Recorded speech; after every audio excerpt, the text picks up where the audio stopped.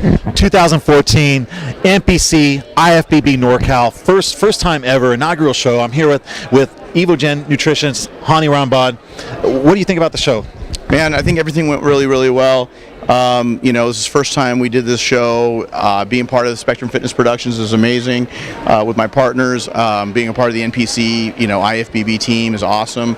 But being able to put a couple of new shows in Sacramento has been awesome. This has been a little bit of a tough week because of the graduation, and we also unfortunately had the same day. I was talking to a couple of people that were at the Nevada State show the same day up in Reno. It's only a couple hours away, so that was a little bit of a challenge. But I know next year we're planning on trying to move it a week earlier.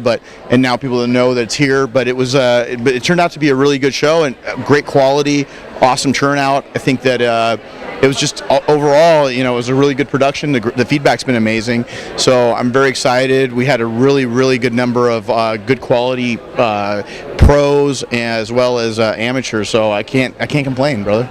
Yeah, and there's a few things that are unique to this show that Spectrum brings to the table that you don't necessarily find at other shows, like the text messaging, the interviews, right. Getting the media and the content online. It was up after the prejudging right away. How do you think that helps the competitors? I think it's just with exposure and whatnot, being a little bit, being on the cutting edge, trying to push those things. What we're trying to do is actually get a little bit more exposure for competitors, doing things a little bit on the timely manner. I think that it definitely makes a difference. I can't complain about the California, shows, period. I mean, I think that the West Coast is a very strong region.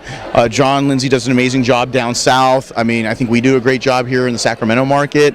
I think that all in all, it's just one of those things where I think the synergies are starting to really work, and what the competitors are getting is they're getting better quality shows.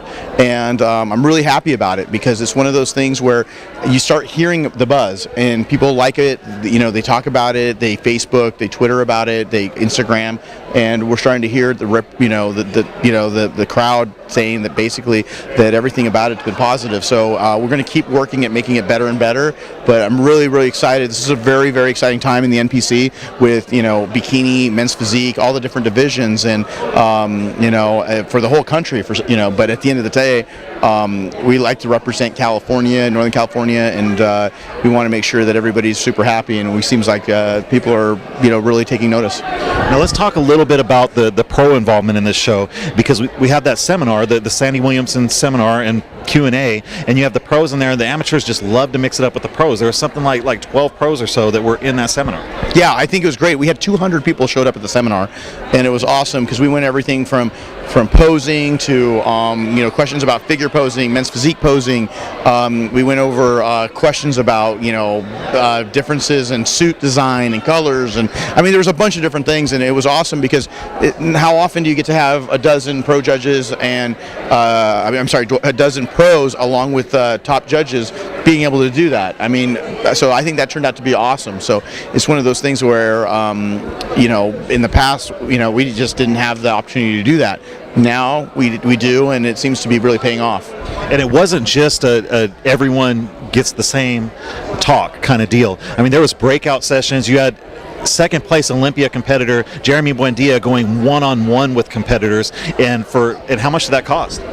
Nothing. Basically, it was just a free seminar, and it was just to give back, being able to answer questions, which sometimes you don't have access to the right people to be able to answer those questions.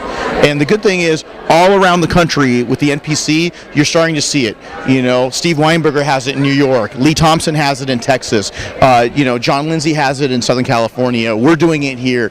I mean, it's like I said, it's a great time to be a part of the NPC, to compete in the NPC, and to be able to be a part of such a great organization, because we're just being able to all the different chairmen, all the different organizers, the promoters are all giving back. The IFBB competitors are giving back to their NPC roots, which is amazing because all of these guys, one thing they had in common was they all started in the NPC.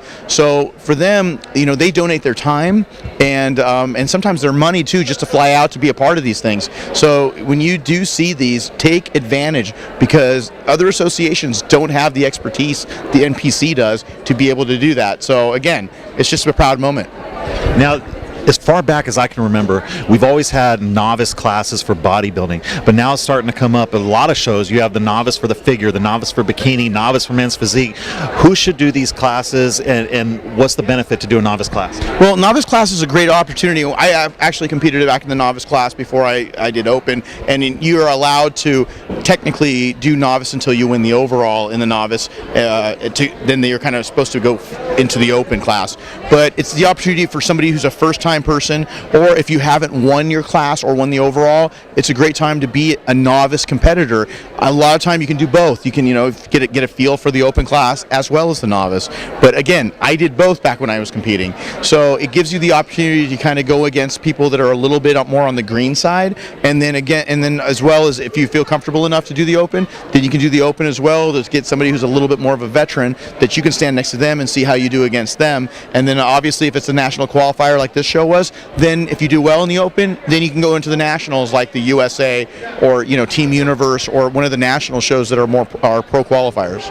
And then even doing the novice, you have a head judge like Sandy Williamson who also judges pro shows. That's got to help a little bit for a competitor, right? Yeah, absolutely. When you have these judges that have the especially somebody like Sandy who can give you feedback, you can email her, talk to her. She's got a line right now, right after the show, of competitors, both IFBB pros as well as amateurs that want to get feedback. You have the opportunity to do that, and that does the nice thing about it is it's not just her. There's a lot of people that do that. We're just lucky enough to have her being able to be at the Spectrum shows, and she's always here. But there are other people that are judges, that are top judges that you could get that from.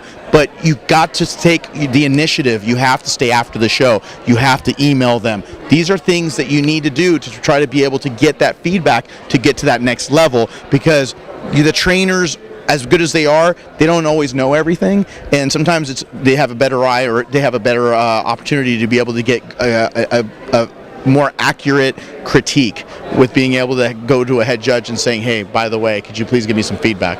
Unless your last name is Rambod, right? Well, I didn't say it, you did.